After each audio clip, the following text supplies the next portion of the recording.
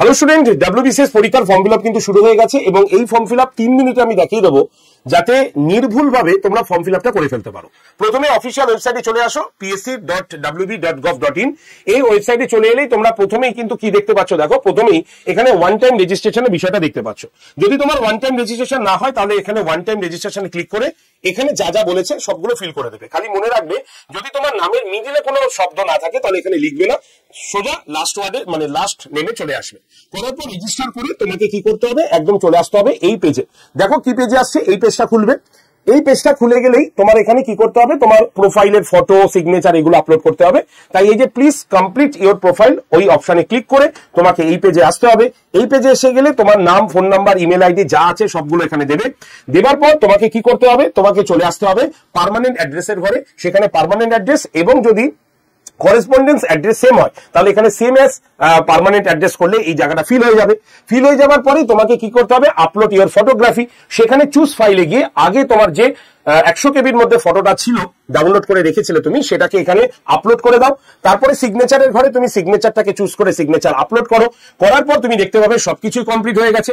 তারপরে go to dashboard অপশনে click করার পর তুমি এখানে চুজ করে দাও যে select your advertisement civil service এবং কোন পোস্টের জন্য West Bengal civil service executive examination 2024।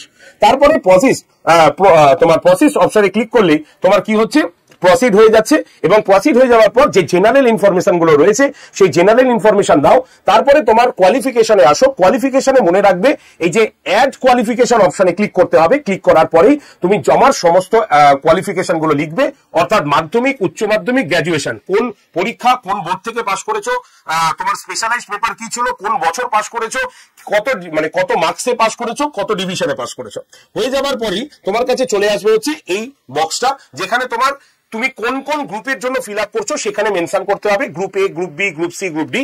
একজন ক্যান্ডিডেট 4টে গ্রুপের জন্য ফর্ম ফিল আপ করতে পারে। যদি বি তে ফিল আপ করো তাহলে হাইট এবং ওয়েট এগুলো তোমাকে লিখে দিতে হবে, কত হাইট এবং ওয়েট আছে।